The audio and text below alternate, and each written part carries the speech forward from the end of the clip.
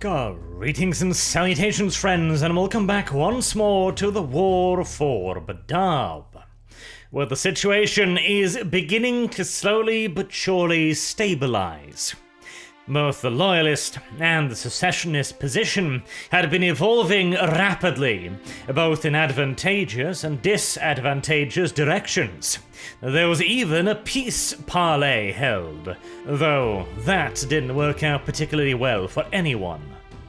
And on that note, by the way, a slight little clarification. I did say in the Battle for Iblis that the Mantis Warriors chapter master was Culln near Terra.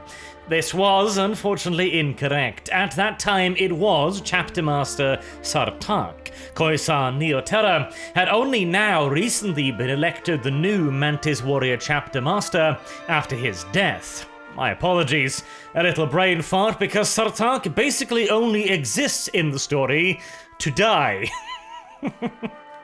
And is only actually mentioned in the preceding paragraphs before his body is discovered.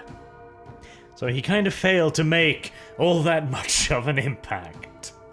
Culln near Terra, on the other hand, was now engaged in the Jungle War on Gargathia III, another somewhat confused conflict, as this was deep within Loyalist-held space, right next to the area in which the new Loyalist command station, Vengeance Station, was being constructed.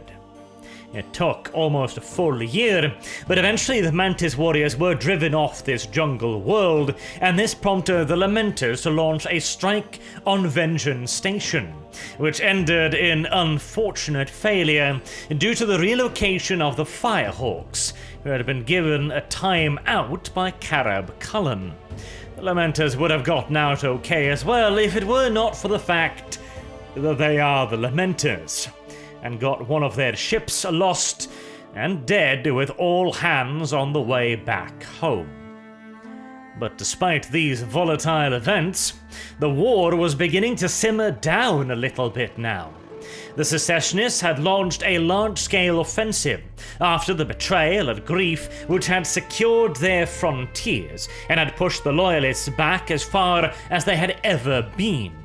But with new Loyalist reinforcements arriving every month, Imperial Guard regiments, Navy forces, and further Space Marine chapters, the offensive could not be maintained, and the Secessionists transitioned to a more defensive stance, planning to dig in and presumably make the war so costly as to force through another series of peace talks. This, of course, was the absolute last thing that Carab Cullen, the newly appointed chapter master of the Red Scorpions, would want. He already had the legate Inquisitor Jarndyce Frayne eyeing him most suspiciously after his predecessor had accepted the parley who got him killed. The Inquisition was beginning to develop a very strained relationship with the Loyalist Astartes forces over what they viewed as a lack of progress. If the war truly did get bogged down, then Cullen would have to worry about a lot more internal enemies than the Firehawks, whose acidic bile had already seen the Marines errant withdraw from the war earlier that year. To get out of this unfortunate predicament, Carab Cullen had come up with a rather ambitious plan, involving two Astartes battle barges from two different chapters: the Salamander's Pyre of Glory and the Raptor's War Talon. The captain of the two ships were undoubtedly very intrigued as to what the Red Scorpions' bright new hope had come up with for them, and as Carab Cullen began outlaying his plans, I imagine both of them had very interesting expressions on their faces. Cullen was asking the two battle barges to infiltrate deep and secretively into Secessionist space, all the way to Surngrad, after which they would launch a surprise attack upon the world to reverse the current tide of the war, that saw the southern citadels severely outnumbered and besieged by their traitorous northern cousins. That was a damned tall order. Sneaking 2 battle barges deep within Secessionist space, heavily patrolled by both Maelstrom squadrons and Warder's forces, both of which had decades, if not centuries worth of experience in patrolling these very space lanes, was going to be a challenging enough proposition in and of itself.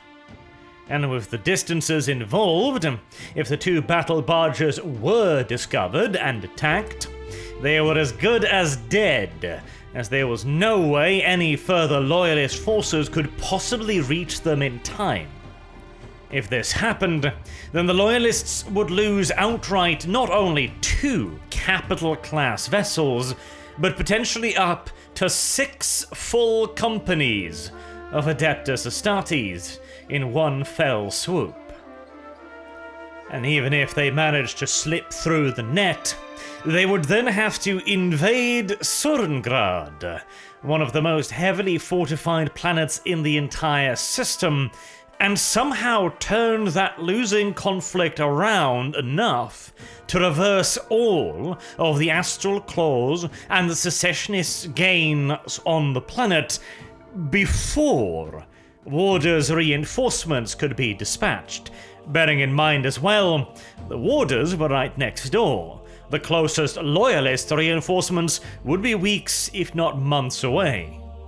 There's Hail Marys, and then there's trying to put a football into stable orbit via manpower alone. And this was most definitively the second.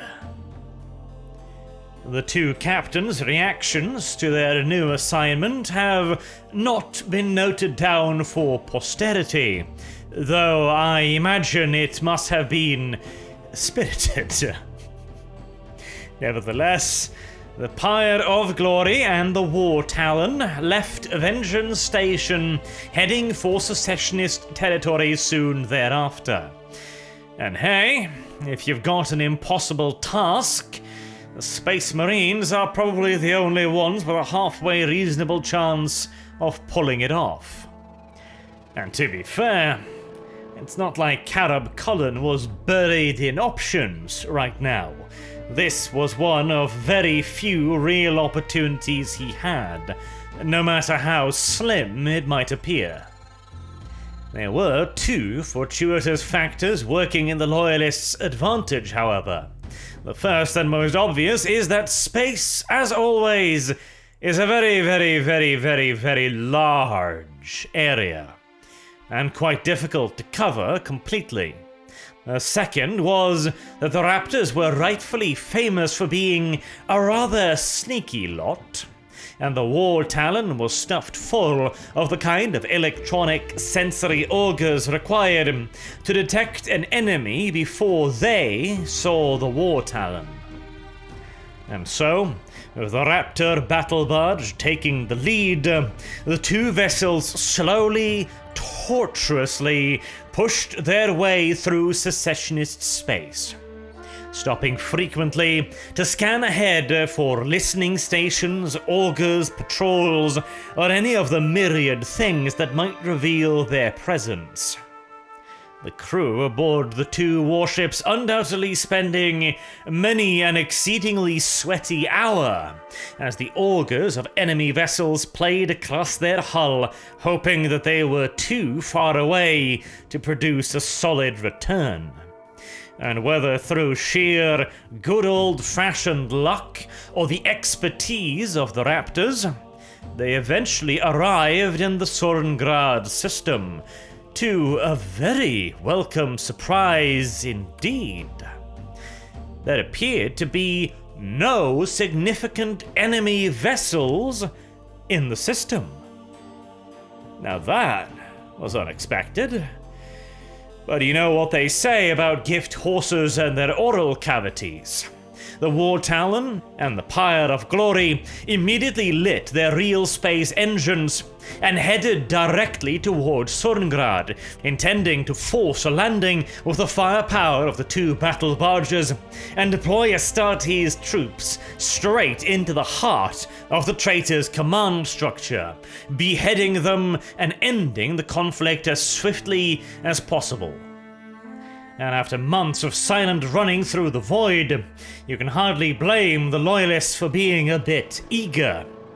Unfortunately, Suringrad was a fortress world in all senses, not merely in the terrestrial, and it possessed massive batteries of anti-orbital weaponry. Presumably, the Loyalists were either unaware as to the extent of Surnngrad's orbital defenses, or they had been expanded upon since the last reports, which is far from impossible. Again, the resource extraction grid was hardly at the top of the Administratum's list of update priorities. The Salamanders and Raptors could be working off centuries-old data and still have it be by far the freshest available. This bureaucratic reality of the Imperium, however, was still scant comfort for the Pyre of Glory and the War Talon as they desperately maneuvered to avoid anti-orbital torpedoes and massed lance batteries slicing up through the atmosphere in an attempt to pop their shields and gut their warships. Haste had proven to make waste once again, as the Salamander's Pyre of Glory pulled away relatively undamaged, but the Raptor's War Talon had not been so lucky. The ship that had made the infiltration possible in the first place had suffered heavy damage after several direct hits by the planet's primary laser defense battery, overwhelming her shields, causing severe feedback, compromising her primary plasma generators, and also scouring massive rents in her armor plating. It had been difficult enough to infiltrate this far with 2 fully operational and prepared battle barges, with the War Talon spewing radiation from breached plasma reactors and rent-open hull sections all around. She would stand out like a burning beacon against the blackness of the void. If there was to be a retreat, it had to be now, and it had to be one relying on speed rather than stealth. A proposition I doubt either of the 2 captains found all too appealing. The 2 battle barges would have been hard-pressed to fight their way out of an encounter this deep within Secessionist space, even with both vessels fully operational. Never mind with one of them beaten to hell and back by orbital defenses. And perhaps even more importantly, turning tail and retreating now would mean failing their mission. Astartes put a lot of value on that kind of stuff, and they don't give up easy. Instead, it was decided that they would attempt to establish communication with the Loyalist southern citadels and see if they couldn't get a better idea of the situation. It undoubtedly wouldn't have been easy, as the traitors would have tried to jam any and all communication, but somehow they did manage to get in contact with the Southerners. And through them, they were informed as to the exact extent and location of the Northern Orbital Defense batteries. Now here was another opportunity. Now that they knew where the guns were, perhaps there could be some way to neutralize them. They had of course already tried to do so from orbit, as it was a simple matter then of seeing where the lasers came from and firing back, but that had achieved precious little. Not too much of a surprise that. A naval warship, no matter how powerful, has always had a rather hard time fighting against, well, land with guns on it. One sinks, be it in the nautical or void way, and the other, well, doesn't. On the flip side, however, ground-based installations have a weakness that orbital ones do not. It's a lot easier to infiltrate something on terra firma, floating free and isolated in the void. And it did so happen, after all, that the Raptors were specialists in just that kind of operations. Though simply wandering into the primary defense grid system for a fortress world is, fraught with certain difficulties, and would require a great deal of planning. And time was a resource that the Loyalists did not have in abundance. Undoubtedly, the traitors would have sent word by now that they were under attack by unidentified Loyalist forces, and probably crying out for reinforcements immediately. The fact that Surngrad had been left undefended by a void garrison had been a massive mistake, and undoubtedly the defenders and the rest of the warders were beginning to realize it. Perhaps they'd simply gotten a little bit careless and figured that there was no way the Loyalists would do something as crazy as detach a strike force and send it isolated and alone all the way to Suringrad. But, well, they were there now, so, best deal with it. The Loyalist advantage was going to probably be temporary, though. They had the ability to deploy their forces practically wherever they wanted right now, but that would eventually cease to be the case once inevitable secessionist naval elements arrived in system. And so they formulated a rather quick and low on details plan to be carried out immediately. The Loyalist forces, still in control of the southern citadels, would mount a series of escalades on their northern foes as a distraction. As a part of this, the Pyre of Glory and War Talon would quickly skim the upper atmosphere, delivering fire support, or at least so it would seem, whilst the War Talon, lagging behind at a relatively safe distance, would secretively deploy Astartes' battle brothers to the surface of Surngrad, well away from the northern citadels, mind you. After which they would infiltrate on foot with minimal equipment and stripped down power armor, so as to attempt to avoid detection by enemy auger arrays for as long as possible. You may not think that a suit of power armor would be that easy to detect. It is, after all, just armor, but it's quite sophisticated armor, and that entire backpack, I remind you, is a power plant. That's an awful lot of energy radiating out from your supposedly stealthy ass.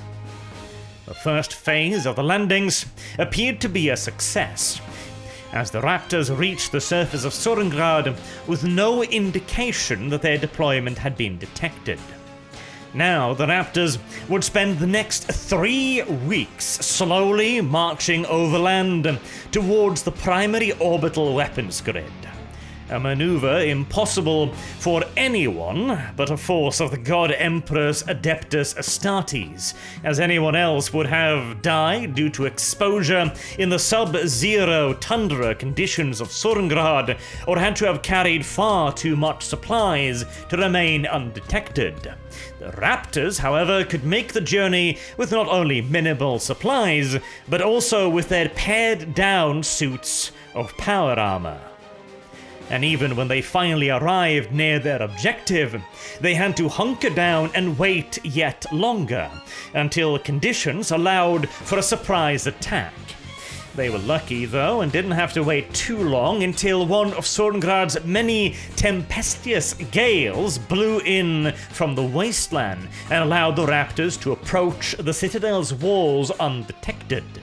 We don't have any firm numbers on how large this force was, but considering that they were able to overrun the curtain walls and strike deep within the battery in a matter of hours, I would assume it would probably be the majority of the Raptors aboard the War Talon, some 200 brothers probably. The Surngrad defenders themselves were taken almost by complete surprise as the Raptors scaled their walls and flooded into their compounds. The defenders were of a far higher caliber than most PDF troops, this again being a fortress world, of course, but they could not stand up to the Raptors. And though there were some Astral Claws stationed on Surngrad as well, with some in the weapons defense grid, there were nowhere near enough of them either. At the very least, not to stop the Raptors from storming the complex, placing their demolition charges and crippling the main batteries, and then effect their escape. This allowed the Pyre of Glory and the halting War Talon to come into low orbit in a specific section right over the primary northern citadels and begin direct bombardments unopposed. The Raptors had suffered heavy casualties in their pared down gear and in their rush to ensure the success of the attack, but in doing so their sacrifice had brought an end to the Surngrad campaign, as realizing their position was completely untenable, the traitors in the north swiftly began to surrender. The Astral Claws, still on the planet, either attempted to effect their own escapes, utilizing the routes off-planet still open to them, or went to ground to sell their lives as dearly as possible when the southern loyalists began to sweep up to secure the citadels once more. Carab Cullen's wild gambit had paid off. And boy, what a payoff! With Surngrad in loyalist hands, they now had a ready-made fortress base in the heart of loyalist territory. And fortune upon fortune, the Salamanders, being a rather technical-minded lot, were perfectly suited to get to work on restoring the weapons defense grid that the Raptors had so thoroughly trashed.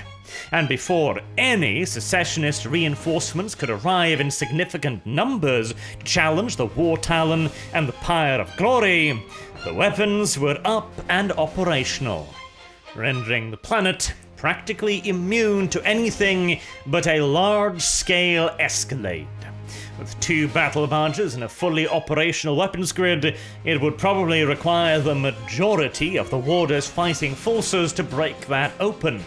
And now, of course, it wasn't just the Secessionists that were rushing reinforcements to Surngrad. The Loyalists were on their way as well, and the Secessionists didn't really have much of an option here. They could send their own naval assets to Surngrad and achieve probably nothing, unless they were willing to take a massively risky and costly massed naval engagement against both the guns of the War Talon and the Pyre of Glory along with the weapons defense grid, or alternatively, they could try to solidify all of their strength in front of the Loyalist reinforcements, which would allow the Loyalists to force a decisive naval battle at a point in time where their strength was only growing. Neither alternative was very good for the Secessionists, and so they chose neither. Surngrad had been lost. It was a dire blow, but the tyrant expected there to be gains in other places quite soon. The Nova Marines had done their jobs in the Carthagen rear lines a little bit too well, perhaps, as the Night Hag had not been seen for months. Oh where could it be? In the opening days of the next year 907, the recently arrived Howling Griffins would find out the answer to that question. After arriving, they had been dispatched to garrison duties on the night moons of Chimera, a out-of-the-way system used primarily as a listening post, an early warning station, a bulwark of sorts to warn against any major Warder's operations coming out of the autonomous zone. And that would be all well and good if the enemy was coming out of the autonomous zone. But the executioners had been operating in the Loyalists' rear lines, And so when the axe fell on the Chimera system, it buried itself deep in the Howling Griffin's back. And this time it wasn't just the Night Hag. It had been the advance party, a bit of sand in the logistical gears of the Loyalists' rear lines. This was the majority of the Executioners chapter joining to take their full part in the war. The Howling Griffins therefore found themselves under attack by an enemy they hadn't expected, that they didn't know, and that outnumbered them significantly. What little heavy equipment the Howling Griffins still had in their possession was swiftly destroyed or damaged beyond operability, and their positions overrun one after another. Every single listening post, every single storage site, every operational area and command bunker on Chimera was overrun one after the other, culminating in the storming and destruction of the astropathic relay complex at the heart of the compound the Howling Griffins had been entrusted with defending. And make no mistake, this was an objective that was worth the lives of every single one of the 250 Howling Griffins on the moon. Because with it destroyed, Vengeance Station, Loyalist Command and Carab Cullen were immediately cut off from all communication with Loyalist forces in the Autonomous Zone. Everything beyond Carthago's border suddenly went dark, both ways. No orders could be given, no status reports could be received. And the rampage still wouldn't end there either. The Executioners were very, very thorough. Absolutely everything that could be considered a strategic or tactical objective was destroyed. Every command center, every antenna, every relay, every data bank, all of it. When the Executioners left the nightside moon, it had been reduced to absolutely zero value for the Loyalists. Except for one oddity. The Executioners had the Howling Griffins. Dead to rights, they had been driven from every single objective and were sheltering in a handful of pre-made bunker complexes, which the Executioners could have stormed and annihilated at any time. But they didn't. Once they were done wrecking everything of value on the planet, they simply reboarded their Thunderhawks, got back aboard their ships, and left, leaving the remainder of the Howling Griffins alive. They had suffered heavy casualties because they weren't simply just going to give up such a vital strategic objective as Chimera, and out of an original 250 Battle Brothers, there were now barely 100 left combat operational, but they had still been allowed to live, when they were, for all intents and purposes, at the Secessionists' mercy. Now that was an odd one. The Howling Griffins themselves were as confused as anyone as to why they had been left alive. Luft Huron was reportedly furious as this as well, but he had dealt with the Executioners before, and he knew that their temper was often mercurial, that they acted solely on their own discretion, and that they took extreme umbrage to anyone trying to tell them differently. And so he stopped himself short of issuing an official reprimand of the chapter, instead plastering on his fakest smile and welcoming them into the fold. After all, they might not have finished the job, but the Howling Griffins, already a relatively small strategic threat due to their lack of heavy equipment, had now been rendered a virtually insignificant problem. 100 Battle Brothers without tanks, rhinos, dreadnoughts, drop pods, thunderhawks, etc. Well, There could be a garrison force, to be sure, but hardly one worthy of overmuch in the way of mention. As for the executioners' reasons, they had been skeptical towards this war for a long time now.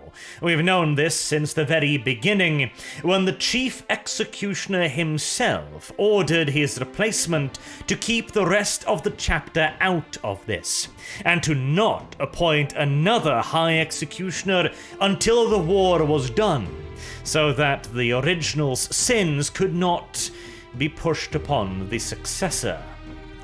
The executioners may have felt honor bound to rush to Huron's defense, but clearly that debt of duty had its limit, and the complete eradication of 2 and spare companies of howling griffins was clearly a price that honor did not demand, at the very least not yet.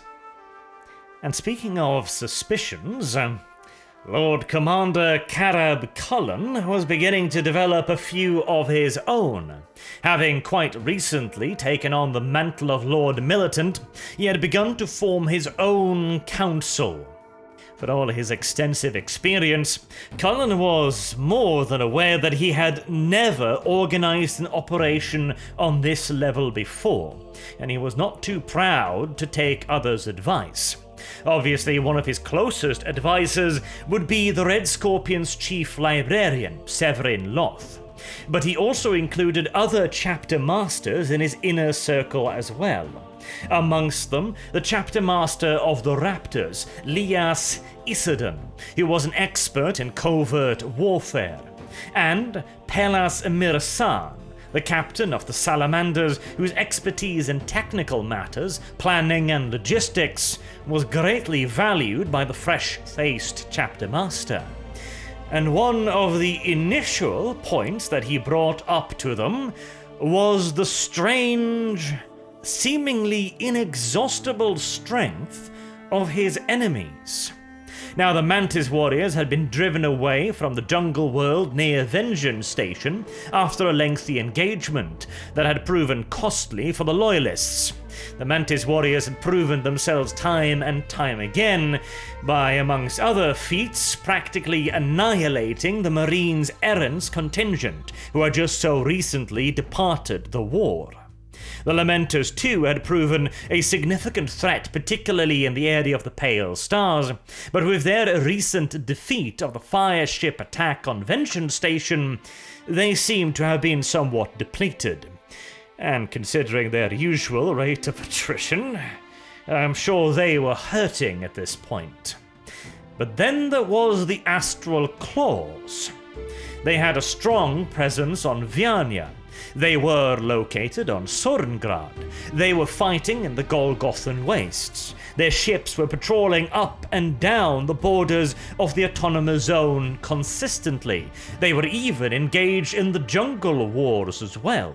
They appeared to be literally everywhere, and always in significant, albeit not overwhelming numbers, including, of course, the fact that Astral Claws had been seen commanding Tyrant's Legion troops on Viania. Now that would usually be seen as a near-criminal waste of Astartes' potential in any other situation. 10 Battle Brothers together in a squad could do a hell of a lot more damage than 10 scattered across 10,000 mortal soldiers. And yet, the Tyrant appeared to have no problems with this decision. They had also been fighting from the very beginning. The Firehawks, despite their rapidly falling star in the eyes of Carab Cullen, well, it was very clear that they were not the kind of Astartes to simply roll over without a fight. When given the opportunity to revenge themselves on the Lamenters, one of their destroyers had destroyed itself, ramming a Lamenter's ship in desperation to stop it from escaping. There was no way they had made the Astral Claws pay a heavy toll whilst they were fighting in the Golgothan Wastes. Bearing in mind as well that out of the majority of their chapter, the Firehawks had now been reduced to something along the lines of 30 or less % of their total strength. They had been bled near white, and yet the Astral Claws remained at full strength, practically unchanged since the beginning of the war. Something was very, very, very wrong here. Carab Cullen didn't know what it was yet, and he was hesitant about including the Inquisition in his misgivings, as he didn't trust them completely either. Although, on that note, Legate Inquisitor Jarndyce Frayne was already well ahead of him. And now that we have entered the early days of 907, the single bloodiest year in the entire conflict, it was time for a few sins to be uncovered along the way. But for that, you'll have to wait until next week. Until then, I have been Arch. Thank you all very much for watching, and I hope to see you all again soon. Till then, have a good day.